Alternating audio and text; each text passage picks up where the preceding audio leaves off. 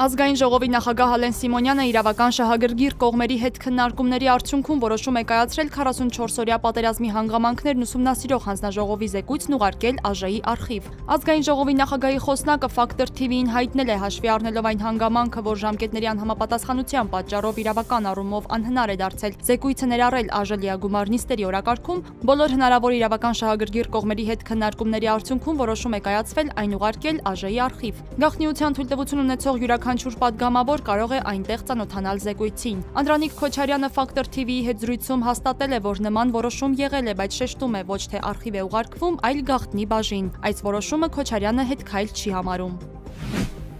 Ընդդիմադիր պատիվ ունեմ խմբակցության ազգային ժողովի պետաիրավական հարցերի մշտական հանձնաժողովում ներկայացրած ազգային ճգնաժամի եւ կառավարման ձախողման մասին հայտարարությունը ՔՊԱ-կանների դեմ ձայներով բացասական եզրակացություն է ստացել։ ՔՊԱ-կան պատգամավոր Արուսյակ Ջուլհակյանը հայտարարել է, հայտարարության նախագիծը ժամանակավրեպ է։ Նա նաեւ համաձայն չէ հայտարարության վերնագրի հետ, պնդելով, որ Հայաստանում ճգնաժամ չկա։ Իշխանական պատգամավորի կարծիքով իշխանափոխության հնարավոր է հասնել ընտրությունների միջոցով։ Հայաստան խմբակցության պատգամավորի մանդատը վայր դրած Արեգնազ Մանուկյանին կփոխարինի Պետրոս Մեղրյանը։ Նա Հայ հեղափոխական դաշնակցության Հայաստանի գերագույն մարմնի անդամ է։ Արեգնազ Մանուկյանը պատգամավորական մանդատը վայր է դրել անդամակցելու Մայր Հայաստանին, որը կուսակցություն դառնալու հայտ է ներկայացրել։ Դաշինքի ցուցակում հաջորդ թեկնածուն լրագրող քաղաքական մեկնաբան Հայկ Խալաթյանն էր, որը հայտարարել է մանդատից հրաժարվելու մասին։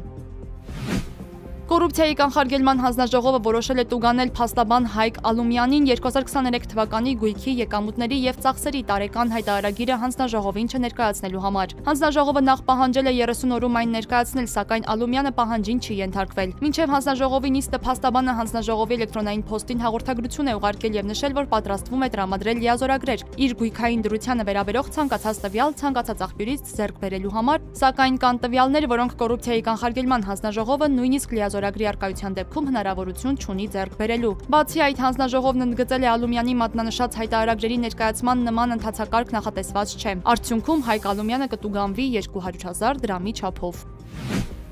Շաքիի ջրվեժում այսպես կոչված գենդեր փարթի կազմակերպած անձը հայտնաբերվել է։ Հաղորդվում է, որ հոկտեմբերի 5-ին Սիսիանի բնակիչ ԱՕ-ն Շաքիի ջրվեժի տարածքում երեխայի հետ կապված միջոցառման ընթացքում ջրվեժը գունավորելու նպատակով օգտագործել է սննդային հավելում համարվող գունանյութ։ Ջրի նմուշարումներ են կատարվել, ջրի որակի փոփոխության դեպքում կհաշվարկվի ջրային ռեսուրսներին պատճառված վնասը։ Քաղաքացին վարչական պատասխանատվության է ենթարկվել բնության հատուկ պահպանվող տարածքի ռեժիմը խախտելու համար։ Իրանի արտգործնախարար Աբբաս Արաղչին հայտարարել է, որ ատոմային էներգիայի միջազգային գործակալության հետ համագործակցությունը վերսկսելու շուրջ Եգիպտոսում վերջերս ձեռք բերված պայմանավորվածությունն այլևս չի կարող վավեր հիմք համարվել երկկողմ համագործակցության համար։ Նա հավելել է, Իրանի դեմ պատժամիջոցների վերականգնման մեխանիզմի գործարկումը փոխել է հանգամանքները եւ այժմ գործ ունեն նոր իրավիճակի հետ։ Արաղչին շեշտել է, որ պատժամիջոցների վերականգնումը ոչ մի արդարացում չուներ եւ կարող է ել ավելի բարդացնել բանակցություններն ու խոչընդոտել դիվանագիտական ջանքերին։